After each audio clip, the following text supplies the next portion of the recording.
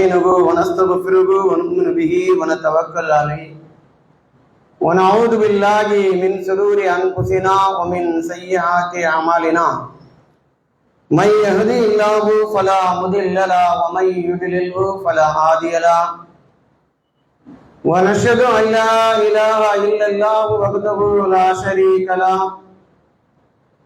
واشهد ان محمدا عبده ورسوله اما بعد اللهم صل على محمد وعلى آل محمد كما صليت على إبراهيم وعلى آل إبراهيم إنك حميد مجيد اللهم بارك على محمد وعلى آل محمد كما باركت على إبراهيم وعلى آل إبراهيم إنك حميد مجيد فأعوذ بالله من الشيطان الرجيم بسم الله الرحمن الرحيم يا أيها الذين آمنوا اتقوا الله حق تقاته ولا تموتن إلا وأنتم مسلمون يا أيها الناس اتقوا ربكم الذي خلقكم من نفس واحدة وخلق منها زوجها وبث منهما رجالا كثيرا ونساء واتقوا الله الذي تساءلون به والارحام ان الله كان عليكم رقيبا يا ايها الذين امنوا اتقوا الله وقولوا قولا سديدا يصلح لكم اعمالكم ويغفر لكم ذنوبكم ومن يطع الله ورسوله فقد فاز فوزا عظيما قال نبينا صلى الله عليه وسلم بلغوا عني ولو آية அளவற்ற அருளும் நிகரற்ற அன்புடையமாகிய அந்த வல்ல அல்லாஹ்வுக்கே எல்லா புகழும் அவனுடைய சாந்தியும் சமாதானமும் கிருபையும் அகில உலகத்திற்கு அருள் கொடையாக வருகை தந்த நபிகள் நாயகம் ஸல்லல்லாஹு அலைஹி வஸல்லம் அவர்கள் மீதும் அவர்களுடைய குடும்பத்தார்கள் மீதும் அவர்களுடைய அடிச்சுவடுகளை அப்படியே பின்பற்றி வாழ்ந்த சத்திய உத்தம சஹாபாக்கள் மீதும் குறிப்பாக நம்மவர்கள் மீதும் என்றென்றும் எப்பொழுதும் நிலவட்டுமாக.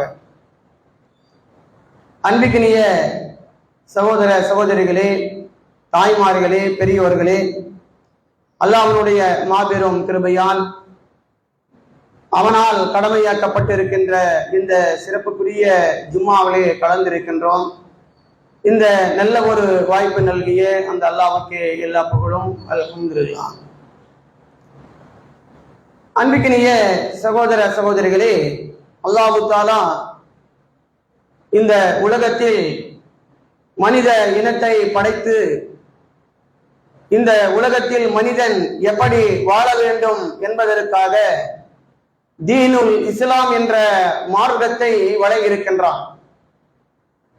இறைவன் படைத்துவிட்டு எப்படியாவது நீங்கள் இந்த உலகத்தில் வாழ்ந்து கொள்ளுங்கள் என்று விட்டுவிடாமல் இந்த உலகத்தில் நீங்கள் இப்படிதான் வாழ வேண்டும், இப்படி வாழ்ந்தால்தான் இந்த உலக வாழ்க்கை உங்களுக்கு சந்தோஷமாக மன நிம்மதி அடையும் என்ற அடிப்படையிலே தீனுல் இஸ்லாம் என்ற மார்க்கத்தை அல்லாஹ் வழங்கியிருக்கின்றான். இன்ன தீன இன்தல்லாஹில் இஸ்லாம், இறைவனிடத்தில் அங்கீகரிக்கப்பட்ட மார்க்கம் இஸ்லாமிய மார்க்கம். இதை யார் பின்பற்றி வாழ்கிறார்களோ அவர்கள் இந்த உலகத்திலே நிம்மதியோடு இருக்கலாம், மகிழ்ச்சியோடு இருக்கலாம், அவர்களுடைய வாழ்க்கை செம்மையாக அமையும், மறு உலகத்திலும் அவர்கள் வெற்றி அடைவார்கள். யாரெல்லாம் இந்த இறைவனால் வழங்கப்பட்ட இந்த தீனுல் இஸ்லாம் என்ற மார்க்கத்தை புறக்கணித்து தாந்தோணித்தனமாக இந்த உலகத்திலே எவன் வாழ்கின்றானோ அவனுடைய வாழ்க்கை இந்த உலக வாழ்க்கையே அல்லோலமான வாழ்க்கையாக இருக்கும், மறுமை நாளிலும் அவன் நரகத்திற்கு செல்லுவான் என்பதை அல்லாஹ் நமக்கு சொல்லித் தருகின்றான்.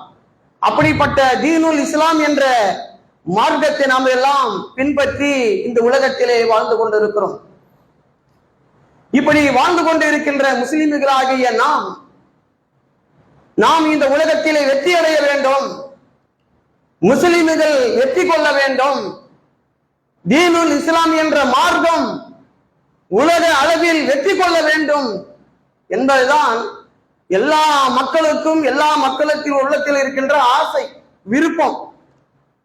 அது எந்த இயக்கங்களா இருந்தாலும் சரி, எந்த ஜமாத்தாக இருந்தாலும் சரி, இந்த உலகத்தில் இருக்கிற ஒட்டுமொத்த முஸ்லிம்களுடைய எண்ணம், ஆர்வம், ஆசை, விருப்பம் என்னவென்றால் இந்த உலகத்திலே முஸ்லிம்கள் வெற்றி அடைய வேண்டும், தீனுல் இஸ்லாம் மார்க்கம் வெற்றி அடைய வேண்டும். இதுதான் எல்லாருடைய ஆசையும் விருப்பமும். அல்லாஹ் தஆலா திருமறையிலே சொல்லி காமிக்கின்றானே, நீ இது இரவு அலத்தீனி குல்லி வலவு கரிகள் முஷ்ரிகூன். முஷ்ரிக்குகள் வெறுத்தாலும் அல்லாஹ்வுடைய இந்த மார்க்கத்தை அல்லாஹ் தஆலா உலக அளவிற்கு மேலோங்க செய்வான் என்று அல்லாஹ் கூறுகின்றானே.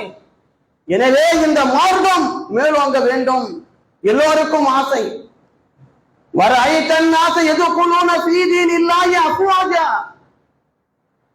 நபியே, நீங்கள் மக்கள் கூட்டம் கூட்டமாக இஸ்லாத்தின் பக்கம் வருவார்கள், இஸ்லாத்திலே சேருவார்கள், நீங்கள் பார்ப்பீர்கள் என்று அல்லாஹ் கூறுகின்றானே.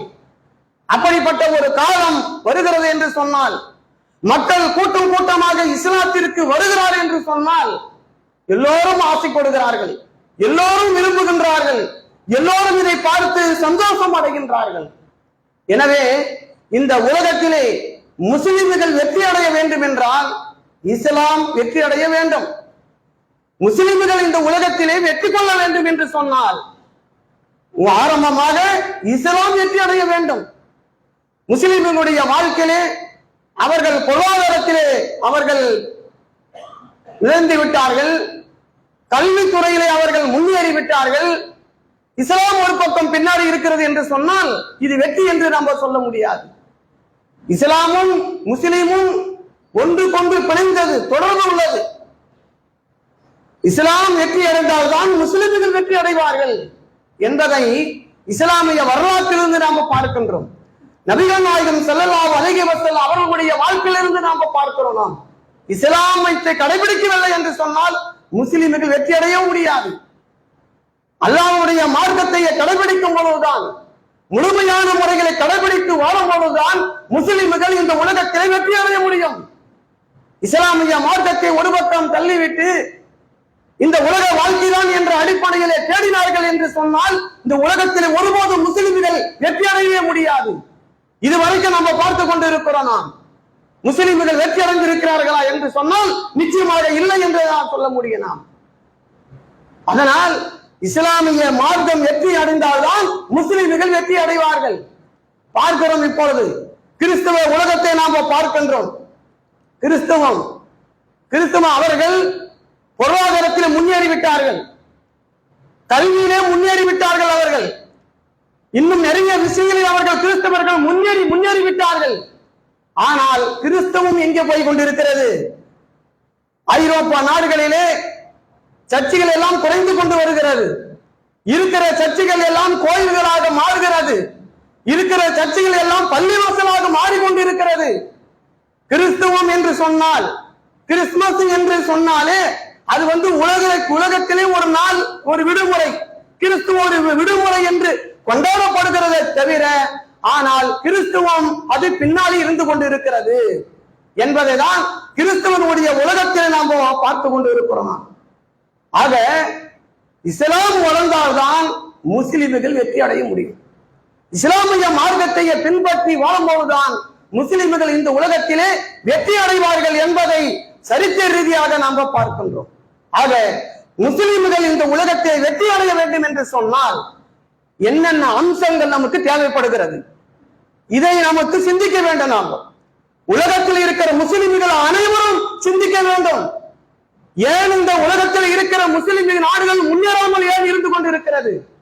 ஏன் வெற்றி அடையாமல் இருந்து கொண்டிருக்கிறார்கள்? ஏன் மற்ற மக்களை விட மிக உயர்ந்த ஒரு அந்தஸ்திலே இல்லாமல் இருந்து கொண்டிருக்கிறார்கள் என்று உலக அளவில் இருக்கின்ற முஸ்லிம்கள் சிந்திக்க வேண்டிய ஒரு சூழ்நிலையிலே இருந்து கொண்டிருக்கிறார்கள். என்னென்ன நம்மிடத்தில் அம்சங்கள் இருக்க வேண்டும், எது இருந்தால் முஸ்லிம்கள் இந்த உலகத்திலே வெற்றி அடைவார்கள், இஸ்லாம் வெற்றி அடையும் என்பதை நாம் பார்க்கும் பொழுது, முதலாவதாக முஸ்லிம்களுக்கு இடையே அறிவு இருக்க வேண்டும். அதாவது கல்வி இருக்க வேண்டும். கல்வி வந்து முக்கியத்துவமாக இருந்து கொண்டிருக்கிறது. கல்வி இல்லை என்று சொன்னால், முஸ்லிம்களிடத்தில் அறிவு இல்லை என்று சொன்னால் அவர்கள் ஒருபோதும் வெற்றி அடையவே முடியாது. அறிவை பற்றி, கல்வியை பற்றி சொல்லி காண்பிக்கும் பொழுது நாலேஜ் இஸ் பவர் என்று சொல்கிறார்கள், நாலேஜ் இஸ் வெப்பன்ஸ் என்று சொல்கிறார்கள். நாலேஜ், கல்விதான் மிகப்பெரிய சக்தி வாய்ந்தது, கல்விதான் மிகப்பெரிய ஒரு ஆயுதமானது என்று பழமொழி சொல்கிறார்கள். அறிவுடையோர் எல்லாம் உடையோர் என்று சொல்கிறார்கள். அறிவு அக்கம் காக்கும் கருவி என்று சொல்கிறார்கள். கற்றவருக்கு கண்டதெல்லாம் சிறப்பு என்று சொல்கிறார்கள். கல்வியை பற்றி இந்த உலகத்திலே அறிஞர்கள், மிகப்பெரிய புலவர்கள் எல்லாம், ஆசிரியர்கள் எல்லாம் கல்வியை பற்றி இந்த அளவுக்கு உயர்த்தி சொல்லி காமிக்கிறார்கள் என்றால், ஒரு மனிதனுக்கு இந்த உலகத்திலே கல்வி அவசியம். கல்வி இருந்தால்தான் அவனுடைய வாழ்க்கையை முன்னேறும். அதே மாதிரிதான் இந்த உலகத்திலே முஸ்லிம்களிடத்திலே கல்வி இருந்தால்தான், அறிவு இருந்தால்தான் அவர்கள் இந்த உலகத்திலே வெற்றி அடைய முடியும் என்பதை நாம் தெல்ல தெளிவாக நாம் தெரிந்து கொள்ள வேண்டும். நாம் கல்வி எந்த சமுதாயத்தில் இருக்கிறதோ, அறிவு எந்த சமுதாயத்தில் இருக்கிறதோ, அந்த சமுதாயம் தான் இந்த உலகத்தை நடத்த தலைமை தாங்கும். இந்த உலகத்தை வழிநடத்த வேண்டிய தலைமை தாங்கும். அது அறிவு உள்ள சமுதாயம் தான், கல்வி உள்ள சமுதாயம் தான் இந்த உலகத்தை நடத்த வந்து தலைமை தாங்கும் என்பதை நாம் பார்க்கின்றோம். ஒரு காலகட்டத்திலே உலக அளவில் வரலாற்று ரீதியை நாம் பார்க்கும் பொழுது கிரேக்கம் ஒரு காலத்திலே அறிவிலே மிகப்பெரிய ஒரு முன்னேறி இருந்தார்கள் அவர்கள், கிரேக்கர்கள். அதே மாதிரி சீனர்கள், அவர்களும் ஒரு காலத்திலே கல்வியிலே முன்னேறி இருந்தார்கள். இந்தியர்களும் கூட ஒரு காலத்திலே கல்வியிலே முன்னேறி இருந்தார்கள். ஏன், முஸ்லிம்களும் கூட ஒரு காலத்திலே கல்வியிலே அவர்கள் உயர்ந்து இருந்தார்கள். ஆனால் இப்பொழுது இன்றைக்கு மேலை நாட்டவர்கள் தான், அயல் நாட்டவர்கள் தான் கல்வியிலே முன்னேறி கொண்டு வந்து கொண்டு இருக்கிறத நாம் பார்க்கின்றோம். அறிவிலே வந்து முன்னேறி கொண்டு இருக்கிறத நாம் பார்த்து கொண்டோம். ஆக இந்த உலகத்திலே யார் கல்வி அறிவிலே வந்து முன்னேறுகிறார்களோ அவர்கள் தான் இந்த உலகத்தை வந்து வழிநடத்துவார்கள். அவர்கள் குறைவாக கூட இருப்பார்கள். அவர்கள் மிகப்பெரிய மக்கள் இருக்க வேண்டிய அவசியம் இல்லை. அவர்கள் குறைவானமாக இருந்தாலும் அந்த கல்வியின் மூலமாக, அறிவின் மூலமாக இந்த உலகத்தை அவர்கள் ஆட்சி படைப்பார்கள். உதாரணத்திற்கு யூதர்கள், இஸ்ரேலர்கள் இந்த உலகத்தை ஆட்சி படைத்துக் கொண்டிருக்கிறார்கள். அவர்கள் எவ்வளவு பேர் இருக்கிறார்கள்? அவர்கள் எத்தனை கோடி மக்கள் இருக்கிறார்கள்? அவர்கள் ஜனத்தொகை எவ்வளவு? 1% கூட கிடையாது. 1% கூட கிடையாது. 0.3 அவ்வளவுதான் அந்த மக்களுடைய தொகை. ஆனால் அந்த இஸ்ரேலர்கள், அந்த யூதர்கள் உலகத்தையே ஆட்சி படைத்துக் கொண்டிருக்கிறார்கள். அவர்கள் காரணம் என்ன? அறிவு, கல்வி, தொழில்நுட்பம், மிகப்பெரிய டெக்னாலஜி எல்லாமே அவர்கள் படித்துக் கொண்டிருக்கிறார்கள். விஞ்ஞானத்தில் அவர்கள் உயர்ந்து கொண்டிருக்கிறார்கள். இவ்வளவு குறைவான சதவீதம் அந்த இஸ்ரேலர்கள், யூதர்கள் இந்த உலகத்தையே ஆட்சி படைத்துக் கொண்டு இருக்கிறார்கள் என்று சொன்னால் அதற்கு காரணம் என்ன? கல்வி, அது அறிவு. பாலஸ்தீனத்திலே மேலே மேலே மேலே இருந்து அணுகுண்டுகளை வீசுகிறான், துப்பாக்கி வைத்து சுடுகின்றான். ஆனா அங்கு இருக்கிற மக்கள் கற்களை கொண்டு அடிக்கிறார்கள். இதுதான் கல்வி. அங்கு கற்களை கொண்டு அடிக்கிறார்கள். மேலிருந்து குண்டு வீசி கொத்து கொத்தாக அழிக்கின்றான். அவனுடைய டெக்னாலஜியின் மூலமாக அவன் கண்டுபிடித்து, ஆயுதங்களை கண்டுபிடித்து, அணுகுண்டுகளை கண்டுபிடித்து கொத்து கொத்தாக சாகடிக்கின்றான். அங்கு இருக்கிற அப்பாவி முஸ்லிம்கள், பாலஸ்தீனத்தில் இருக்கின்ற முஸ்லிம்கள் ஒரு துப்பாக்கி கூட இல்லாமல் கற்களை கையிலே கற்களை கொண்டு அவர்கள் அடிக்கிறார்கள், தாக்குகிறார்கள். இவ்வளவுதான் கல்வி இருக்கு. முன்னேறி கொண்டிருக்கிறார்கள் யூதர்கள். ஆக இந்த உலகத்திலே எந்த சமுதாய இடத்திலே கல்வி இருக்கிறதோ, அறிவு இருக்கிறதோ, டெக்னாலஜி இருக்கிறதோ அவர்கள் தான் இந்த உலகத்திலே வழி நடத்துவார்கள் என்பதை நிகர உண்மையாக நாம பார்த்துக் கொண்டிருக்கிறோம்.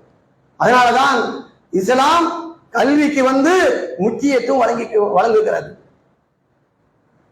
அல்லாஹ் தஆலா ஆதம் அலைஹிஸ்ஸலாம் அவர்களை படைத்து விட்ட பிறகு அவருக்கு முதலாக அல்லாஹ் தஆலா கல்வியை கற்றுக் கொடுத்தான்.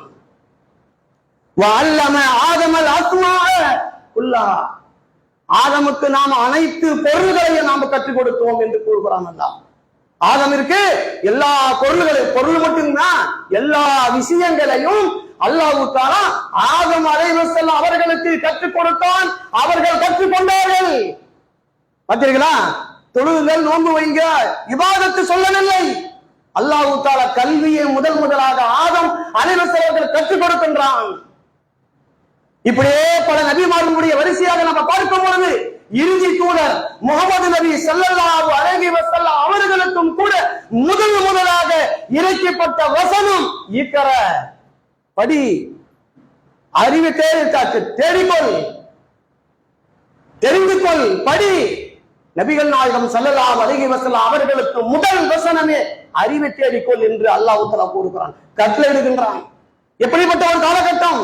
நபிகள் நாயகம் ஸல்லல்லாஹு அலைஹி வஸல்லம் அவர்கள் தூதராக வருவதற்கு முன்பாக, அந்த ஈராக் பகுதியில் அவர் தூதராக வருவதற்கு முன்பாக அந்த காலகட்டம் மக்களுடைய காலகட்டம் இருந்த உலகம் என்று சொல்லலாம். காட்டு மிராண்டித்தனமான ஒரு வாழ்க்கை வாழ்ந்து கொண்டிருக்கிறார்கள். நிர்வாணமாக வணங்கிக் கொண்டிருக்கிறார்கள். அங்கு அவர்கள் போதையை 24 மணி நேரம் போதையிலே இருந்து கொண்டிருக்கிறார்கள். விபச்சாரம் தலைவிரித்து ஆடிக்கொண்டிருக்கிறது. பெண் பிள்ளைகளை வந்து உயிரோடு புதைக்கக்கூடிய ஒரு காலகட்டம். அப்படிப்பட்ட ஒரு காலகட்டத்திலே அதை அல்லாஹ் தஆலா சொல்ல வேண்டும். ஆனா என்ன சொல்கிறான்? இக்ர, படி, அறிவை வளர்த்துக்கொள், அறிவை வளர்த்துக் கொண்டு படித்து இந்த மக்களுக்கு அழைப்பு பணி செய், இந்த மக்களுக்கு தாவா பணி செய் என்ற அர்த்தத்திலே அல்லாஹ் தஆலா நபிகள் நாயகம் ஸல்லல்லாஹு அலைஹி வஸல்லம் அவர்களுக்கு கல்வியை பற்றி முதலாக சொல்லி காமிக்கிறான் என்றால் முஸ்லிம் சமுதாயத்திற்கு முக்கியமானது கல்வி, அறிவுதான் என்று அல்லாஹ் தஆலா ஆணித்தரமாக நமக்கு சொல்லித் தருகின்றான். அல்லாஹ் தஆலா திருமறையிலே பல இடங்களிலே கல்வியை பற்றி நமக்கு சொல்லித் தருகிறான். எந்த அளவுக்கு கல்வியை பற்றி சொல்லித் தருகிறான் என்றால், கற்றவரும் கல்லாதவரும் சமமாகுவார்களா? அல்லாஹ் கேள்வி கேட்கிறான். குல் நபியே சொல்லுங்கள், அல் யஸ்தவில் லதீன யஅலமூன வல்லதீன லா யஅலமூன். கற்றவனும் கற்காதவனும் சமமாகுவானா? இவனும் அவனும் சமமா அப்படின்னு கேட்கிறோமா இல்லையா? அந்த மாதிரி அல்லாஹ் தஆலா கேட்கின்றான், கற்றவனும் கல்லாதவனும் சமமாகுவானா? நிச்சயமாக சமமாக மாட்டான். கற்றவன் தான் உயர்ந்தவன், அறிவுள்ளவன் தான் உயர்ந்தவன் என்ற அடிப்படையிலே அல்லாஹ் தஆலா நமக்கு சொல்லித் தருகின்றான். அன்பிக்கினிய சகோதர சகோதரிகளே, ஆரம்ப காலகட்டத்திலே நபிகள் நாயகம் ஸல்லல்லாஹு அலைஹி வஸல்லம் காலகட்டம், சகாபாக்களுடைய காலகட்டம், அதற்கடுத்து பிறகு வந்த முஸ்லிம் சமுதாயம் இந்த கல்வி துறையிலே முன்னேறி இருந்தார்கள். அத்தனை நாடுகளும் வந்து அதிர்ந்து வியப்பாக பார்க்க வண்ணம் கல்வியிலே உயர்ந்திருந்தார்கள் சகாபாக்கள், முஸ்லிம்கள். எந்த அளவுக்கு என்று சொன்னால், பிலிப்டி என்று சொல்லக்கூடிய ஒருவன் சொல்லுகின்றான், அம்ர் பின் ஆஸ் ரலியல்லாஹு அன்ஹு அவர்களை பற்றியும் காலித் பின் வலீத் ரலியல்லாஹு அன்ஹு அவர்களை பற்றியும் ஒரு அரபி அந்த வரலாறுகளை வந்து பிலிப்டி என்று சொல்லக்கூடிய அந்த வரலாற்று ஆசிரியர் சொல்லுகின்றார், இந்த முஸ்லிம் சமுதாயத்திலே அம்ர் பின் ஆஸ் அவர்களும் காலித் பின் வலீத் போன்ற திறமை உள்ள போர் தளபதிகள் மூலமாக தான் மிகப்பெரிய நாட்டை அவர்கள் வெற்றி கொண்டார்கள். ஈரானை வெற்றி கொண்டார்கள், ஈராக்கை வெற்றி கொண்டார்கள், எகிப்தை வெற்றி கொண்டார்கள், சிரியாவை வெற்றி கொண்டார்கள் என்று அந்த வரலாற்று ஆசிரியரான பிலிப்டி என்று சொல்லி காமிக்கிறார். இவர்கள் இருவரும், இந்த அம்ர் பின் ஆஸ், காலித் பின் வலீத், இந்த இருவரும் யாருக்கு ஒப்பானவர்கள் தெரியுமா? நெப்போலியனுக்கு ஒப்பானவர்கள் இவர்கள், அலெக்சாண்டருக்கு ஒப்பானவர்கள் இவர்கள், அதே மாதிரி அனிபாலுக்கு இவர் ஒப்பானவர்கள் இவர்கள் இருவரும் என்று புகழ்ந்து சொல்லி காமிக்கிறார்கள். என்றால் அவர்கள் ஒரு மூலதனமாக நின்று போர் செய்து அவர்கள் வெற்றி கொள்ளவில்லை. அறிவின் மூலமாக, கல்வியின் மூலமாக, நுட்பின் மூலமாக, நுட்பத்தினால்தான் அவர்கள் வெற்றி கொண்டிருக்கிறார்கள் என்பதை இந்த வரலாற்று ஆசிரியர் சொல்லி காமிக்கிறார்கள். என்று சொன்னால் அறிவு, முஸ்லிம்கள் சமுதாயத்திலே அறிவு தேவைப்படுகிறது, கல்வி தேவைப்படுகிறது. இதன் மூலமாக தான் இந்த உலகத்திலே முஸ்லிம்கள் இஸ்ஸத்தோடு வாழ முடியும், உயர்ந்த அந்தத்தில் வாழ முடியும், மரியாதையோடு இந்த உலகத்தில் வாழ முடியும், கண்ணியத்தோடு இந்த உலகத்தில் வாழ முடியும். வெறுமனையே குர்ஆனை ஓத வேண்டும், குர்ஆனை ஓத வேண்டும், ராகமாக ஓத வேண்டும், ஏதோ ஒரு மந்திரம் ஓதுகின்ற மாதிரி இந்த உலகத்தில் இருந்து விடக் கூடாது. அப்படிதான் ஒரு சமுதாயம் போய்விட்டது. ஒரு சமுதாயம் அப்படிதான் வெறுமனையே அரபியிலே குர்ஆனை ஓதி எந்த ஒரு பொருள் புரியாமல் படிக்காமல் இந்த உலக வாழ்க்கையும் இல்ல, இந்த மறுமை வாழ்க்கையும் இல்லாமல், தீனு இல்ல, துனியாவும் இல்லாமல் ஒரு கூட்டம் போய்விட்டது. வடபகுதியெல்லாம் பார்த்தீர்கள் என்று சொன்னால், வட பகுதிகளிலே பார்த்தீர்கள் என்று சொன்னால் வெறுமனைய மதரசாவிலே விட்டு குர்ஆனை மாத்திரம் ஓதி கொடுத்து விட்டு பல மாநிலங்களுக்கு, பல இடங்களுக்கு செல்ல வைக்கிறார்கள். இளைஞர்கள் 20 வயசு 25 வயசு இளைஞர்கள், திடகட்டமான இளைஞர்கள் பள்ளி வாசலில் உட்கார்ந்து கொண்டு வெறுமனே அந்த அரபியை, அந்த வசனத்தையே ஓதி கொண்டிருக்கிறார்கள். இஸ்லாம் இது மட்டும் சொல்லவில்லை. குர்ஆன் ஓதினால் நன்மைதான், குர்ஆன் ஓதினால் நன்மைதான். ஆனால் குர்ஆனில் என்ன சொல்லப்பட்டிருக்கிறது? நம்முடைய வாழ்க்கை எப்படி அமைத்துக் கொள்ள வேண்டும், கல்விக்கு எந்த அளவுக்கு முக்கியத்துவம் வழங்கியிருக்கிறது குர்ஆன், அதை பார்க்க வேண்டும். வெறுமனே தொழுகைக்காக வேண்டி, இபாதத்துக்காக வேண்டி, ஆன்மீக விஷயத்திற்கு மாத்திரம் குர்ஆன் கிடையாது. ஒரு வாழ்வியல் இது, மனிதனுடைய வாழ்க்கைக்காக வேண்டி கொடுக்கப்பட்டது இந்த குர்ஆன். இப்படிப்பட்ட இந்த குர்ஆனின் மூலமாக தான் கல்வி விஷயங்களை அல்லாஹ் தஆலா அழகாக நமக்கு சொல்லித் தருகின்றான். ஒரு காலத்திலே முஸ்லிம் சமுதாயத்திலே இந்த கல்வி பின்தங்கியதின் காரணமே வெள்ளையனுடைய ஆட்சி காலத்திலே முஸ்லிம்கள் அந்த ஆங்கிலேயர்களை விரட்டி அடிக்க வேண்டும் என்பதற்காக வேண்டி ஆங்கிலம் படிப்பது ஹராம் என்று சொன்னதின் காரணத்தினால் பெரும்பாலான முஸ்லிம்கள் அவர்கள் பள்ளிக்கூடத்திற்கு செல்லவில்லை, கல்லூரிக்கு செல்லவில்லை, ஆங்கிலம் படிக்கவில்லை. அதனால்தான் முஸ்லிம்கள், இந்திய அளவிற்கு முஸ்லிம்கள் இந்த கல்விகளை பின்தங்கி வந்து கொண்டிருக்கிறார்கள். அதே போல முஸ்லிம்கள் உலக கல்வி, மார்க்க கல்வி என்று பிரித்து காமித்தார்கள். பிரிப்பு அவசியம் கிடையாது. அல்லாஹ் தஆலா திருமறையிலே சொல்லி காமிக்கிறான், குர்ஆனிலே கல்வியை பற்றி நமக்கு சொல்லி தருகிறான். அஃபலா யன்துரூன இலல் இபிலி கைஃப குலிகத். இத வெறுமனே ராகமா தொழுகைக்காக வேண்டி ஓதணும், தலையாட்டி கொண்டு ராகமா நம்ம கேட்டு விட்டு போறோம் நாம. ஆனா என்ன சொல்றோம் அல்லாஹ், அஃபலா யன்துரூன இலல் இபிலி கைஃப குலிகத். ஒட்டகத்தை பாருங்கள், ஒட்டகத்தை ஆராய்ச்சி செய்யுங்கள், ஆராய்ச்சி செய்ய வேண்டாமா என்று அல்லாஹ் கேட்கின்றான். ஒட்டகத்தை பற்றி படியுங்கள். பாலைவனத்திலே ஒட்டகம் வாழ்ந்து கொண்டிருக்கிறது, ஒட்டகம் பாலைவனத்தில் வாழ்ந்து கொண்டிருக்கிறது. ஒரு முறை தண்ணீர் குடித்தால் 6 மாதம் அளவிற்கு தண்ணீர் குடிக்காது. அந்த புனை உண்ட அந்த பாலைவனத்தில் எப்படி வாழ்கிறது, எப்படி ஓடுகிறது, எப்படி சாப்பிடுகிறது, அதனுடைய நடை என்ன, அதனுடைய குணம் என்ன? படி என்ற கல்வி இது. இது கல்வி. ஒட்டகத்தை பற்றி படிப்பது என்பது கல்வி. இது என்ன நினைத்து விட்டார்கள்? இது உலக கல்வி என்று நினைத்து விட்டார்கள். அஃபலா யன்துரூன இலல் இபிலி கைஃப குலிகத் வ இலஸ் ஸமாஇ கைஃப ருஃபியத். வானத்தை அல்லாஹ் தஆலா எப்படி உயர்த்தி இருக்கிறான் சிந்தித்து பாருங்கள்.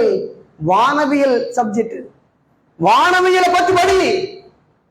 எந்த ஒரு தூண் இல்லாமல் அல்லாஹ் தஆலா அந்த வானங்களை அடுக்கடுக்காக படைத்து இருக்கிறானே, அதை சிந்தி, அதை படி.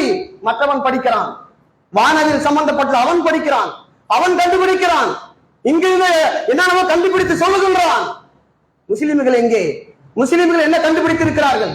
உலக அளவில் நான் கேட்கிறேன், முஸ்லிம் சமுதாயத்தை பார்த்து கேட்கிறேன், முஸ்லிம்கள் என்ன கண்டுபிடித்திருக்கிறது, என்ன அறிவு இருக்கிறது, என்ன கல்வி இருக்கிறது? நினைத்து பாருங்கள். ஆன்மீகம் ஆன்மீகம் ஆன்மீகம், தொழுகை, நோன்பு, சக்காத்து காலமாக இதுதான் நடத்தப்படுகிறது, இதுதான் பயான் செய்யப்படுகிறது. ஆனால் கல்வியை பற்றி, கல்வியில உயர வேண்டும் எங்கே இருக்கிறது? காலம் மாறிவிட்டது. அன்பிற்குரிய சகோதர சகோதரிகளே, அல்லாஹ் தஆலா கேள்வி கேட்கிறான், இதெல்லாம் படிங்கள் என்று சொல்லி. அஃபலா யன்துரூன இலல் இபிலி கைஃப குலிகத் வ இலல் ஸமாஇ கைஃப ருஃபியத் வ இலல் ஜிபாலி கைஃப நுஸிபத். அடுத்தது மலைகளை பார், மலையை சிந்தி, எப்படி அது பூமியில நட்டப்பட்டு இருக்கிறது. அதை பற்றி படி. அதே போன்று இந்த பூமி பறந்து விரிந்து இருக்கின்ற இந்த பூமியை எப்படி விரித்திருக்கிறான் அல்லாஹ் சிந்தி. என்னென்ன விளைகிறது, என்னென்ன கனிமத்து பொருள் இருக்கிறது, எப்படி விளைகிறது, எங்கெல்லாம் விளைகிற கண்டுபிடி. விவசாய துறை கண்டுபிடி. இதுதாங்க பாடம், இதுதாங்க சப்ஜெக்ட். அல்லாஹ் தஆலா திருக்குர்ஆனில இத கல்வியை பத்தி நமக்கு சொல்லி தருகின்றார். கல்வியை படிக்கணும், எல்லா கல்வியும் படிக்கணும். வெறுமனே குர்ஆன் கல்வி, வெறுமனே இந்த கல்வி மாத்திரமல்ல, இதுவும் இருக்க வேண்டும். இந்த மார்க்கம் கல்வியும் இருக்க வேண்டும், இந்த கல்வியும் இருக்க வேண்டும். ஒழுக்க கல்வி இல்லாமல் என்னதான் இந்த உலகத்தில் நீ படித்திருந்தாலும் எந்த ஒரு பிரயோஜனம் இல்லையுமே என்று தெரிந்து கொள்ள வேண்டும். ஆக அன்பிற்கினிய சகோதர சகோதரிகளே, அல்லாஹ் தஆலா இந்த கல்விக்கு மிகப்பெரிய முக்கியத்துவம் நமக்கு வழங்கி கொண்டிருக்கிறான் திருக்குர்ஆனிலே. ஆனால் இந்த இஸ்லாமிய சமுதாயத்திலே கல்வியினுடைய விஷயத்திலே நம்ம பார்க்கும் பொழுது எந்த அளவுக்கு பின்தங்கி வாழ்ந்து கொண்டிருக்கிறார்கள் என்று நாம பார்க்கும் பொழுது, சமீபத்திலே டெல்லியிலே ஒரு சம்பவம் நாம பார்த்தோம், ஒரு வீடியோவை நாம பார்த்தோம்.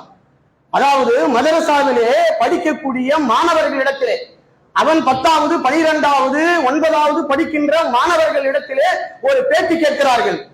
இந்த இந்தியாவினுடைய பிரதமர் யார்? மதரசாவில் ஓதக்கூடிய பசங்களிடத்தில் கேட்கிறார்கள், இந்த இந்தியாவுடைய பிரதமர் யார்? தெரியல, முழிக்கிறான். அதே ஒரு 3வது வரை படிக்கக்கூடிய ஒரு மாணவன், சிறிய மாணவன் இடத்திலே பேட்டி கேட்கிறார்கள், இந்த இந்தியாவினுடைய பிரதமர் யார்? மோடிஜி அப்படின்றாங்க. சிறிய குழந்தை மோடிஜி என்று சொல்லி காமிக்கிறான் அவன். ஆக வடக்கு பகுதியிலே பார்த்தீர்கள் என்று சொன்னால் முஸ்லிம் சமுதாயம் மிக மிக கல்வியிலே பின்தங்கி வாழ்ந்து கொண்டிருக்கிறார்கள். அவர்கள் வெறுமனைய மதரசாவை நடத்தி கொண்டு, தொப்பி வைத்துக் கொண்டு, ஜுப்பாவை அணிந்து கொண்டு, வெறுமனே இந்த குர்ஆனை மட்டும் மனப்பாடம் செய்து பல மாநிலங்களில் சென்று இந்த மாதிரி இமாமத்து செய்து கொண்டு இருக்கிற காட்சியை தான் நம்ம பார்த்து கொண்டிருக்கோம். அதனாலதான் வடக்கு பகுதியிலே முஸ்லிம்கள் தாக்கப்படுகிறார்கள், முஸ்லிம்கள் அழிக்கப்படுகிறார்கள், முஸ்லிம்கள் கொலை செய்யப்படுகிறார்கள். என்ன காரணம்? என்ன? படிப்பறிவு இல்லை. நம்ம சுத்தி என்ன நடக்கிறது, பாசிஸ்டுகள் எங்கே இருக்கிறார்கள், நம்ம என்ன செய்ய போகிறார்கள், எங்கே தாக்குவார்கள், எங்கே வருவார்கள், எங்கே சதியால் சூழப்பட்டு இருக்கிறோம் என்ற கல்வி அறிவு இல்லாத காரணத்தினால் வடக்கு பகுதியில் அடி வாங்கி கொண்டிருக்கிறார்கள் முஸ்லிம்கள். கல்வி வேணும். பாருங்கள், நம்முடைய சமுதாயத்திலே உலக புகழ் பெற்ற கல்லூரி எங்கேயாவது இருக்குமா? உலக புகழ் பெற்ற முஸ்லிம்கள் இஸ்லாமினுடைய கல்வி நிறுவனம் இங்க சொல்ல முடியுமா? அதே மாதிரி இந்திய அளவிற்கு முஸ்லிம்களுடைய பத்திரிகை ஒன்று போய் கொண்டிருக்கிறது என்று சொல்ல முடியுமா? பத்திரிகையிலும் பின்தங்கிதான் இருக்கிறோம் நாம், ஊடகங்களிலும் பின்தங்கி கொண்டிருக்கிறோம் நாம், கல்லூரிகளிலும் பின்தங்கி இருக்கிறோம், பள்ளிக்கூடத்திலும் பின்தங்கி இருக்கிறோம், எல்லாவற்றிலும் நாம பின்தங்கி கொண்டிருக்கிறோம் நாம். ஆனால் 2% இருக்கின்ற கிறிஸ்டின் அவர்கள் பாருங்கள், கல்வி துறையிலே அவர்கள் முன்னேறி கொண்டிருக்கிறார்கள். லட்சக்கணக்கான 1.5 லட்சம் அளவிற்கு பள்ளிக்கூடம் இந்தியாவில் இருக்கான். லட்சக்கணக்கில் கல்லூரிகள் திறந்து இருக்கிறார்கள் கிறிஸ்தவர்கள். அவர்கள் முன்னேறி கொண்டிருக்கிறார்கள், கல்வித்துறைகளுக்கு முன்னேறி கொண்டிருக்கிறார்கள். நாம் எங்கே முன்னேறி கொண்டிருக்கிறோம்? நாம் எதிலே முன்னேறி கொண்டிருக்கிறோம்? மண்டபம் கட்டுவதில் முன்னேறி கொண்டிருக்கிறோம். மண்டபத்தை கட்டு, நல்லா வெட்டு என்ற அடிப்படையில் தான் வாழ்ந்து கொண்டிருக்கிறோம். நாம் எதற்காக வேண்டிய மண்டபம்? அதனுடைய பொருளாதாரத்தை வைத்து பள்ளிக்கூடத்தை திறக்கலாம், நல்ல கல்வி கொடுக்கலாம், மக்களுக்கு பிள்ளைகளுக்கு நல்ல கல்வி கொடுக்க வேண்டும். அப்படி உருவாக்கி கொண்டிருக்கிறார்கள் கிறிஸ்தவர்கள். ஆனால் நம்முடைய இஸ்லாமிய சமுதாயம் கல்வியில மிக மிக பின்தங்கி கொண்டிருக்கிற காட்சியை நாம் பார்த்து கொண்டு இருக்கிறோம். ஆனால் அல்லாஹ் தஆலா இந்த திருக்குர்ஆன், அதாவது இந்த கல்வியை வைத்துதான் இந்த உலகத்தில் நீங்கள் முன்னேற முடியும், இந்த கல்வியை வைத்துதான் முஸ்லிம்களின் உலகத்தை வெற்றி அடைய முடியும் என்பதை அல்லாஹ் தஆலாவும் நபிகள் நாயகம் ஸல்லல்லாஹு அலைஹி வஸல்லம் அவர்கள் நமக்கு சொல்லி தந்திருக்கிறார்கள். அந்த அடிப்படையிலே இந்த உலகத்தில் நாம் எங்கிருந்தாலும், எப்படிப்பட்ட சூழ்நிலையில் இருந்தாலும் அல்லாஹ்வுடைய கல்வியும் இந்த உலகத்தில் இருக்கிற அத்தனைய கல்வியும் அறிவுகளையும் பெருக்கிக் கொண்டு இந்த உலகத்திலே வாழ்ந்தோம் என்றால் நிச்சயமாக இந்த உலகத்திலே எல்லா மக்களை விட உயர்ந்த அந்தத்திலே இருப்போம் என்பதில் எந்த ஒரு சந்தேகமில்லை என்று புரிந்து கொண்டு நாமும் படிக்கக்கூடியவர்களாகவும் நம்முடைய பிள்ளைகளையும் படிக்க வைக்கக்கூடியவர்களாக நாம் மாற வேண்டும். அப்படிப்பட்ட பாக்கியத்திலும் அனைவருக்கும் அல்லாஹ் தஆலா வழங்குவானாக.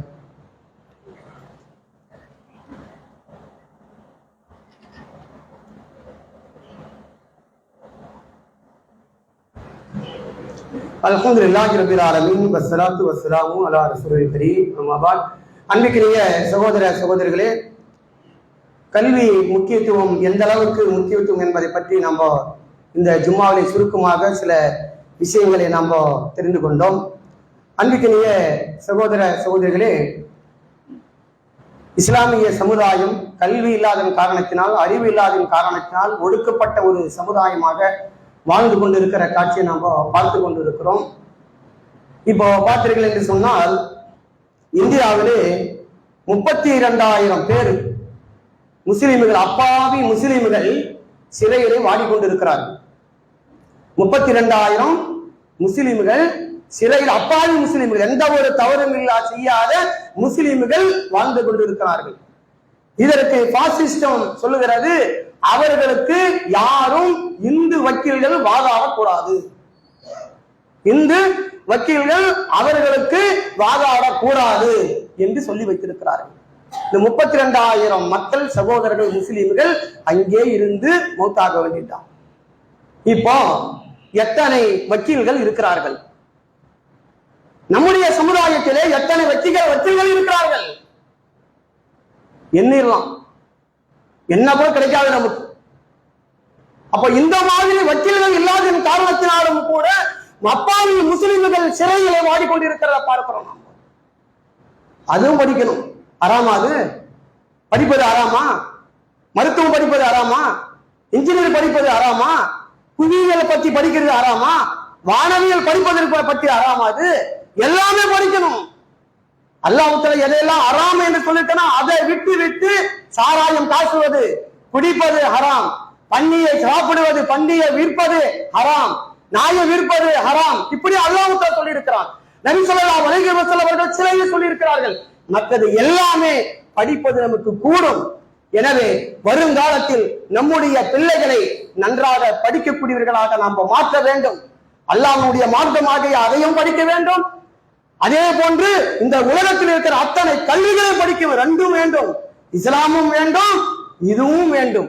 இது இல்லாமல் வெறுமனே அந்த கல்வியை மாத்திரம் படித்துவிட்டு சென்றாலும் வெற்றி அடைய முடியாது என்பதை நாம் தெரிந்து கொள்ள வேண்டும்.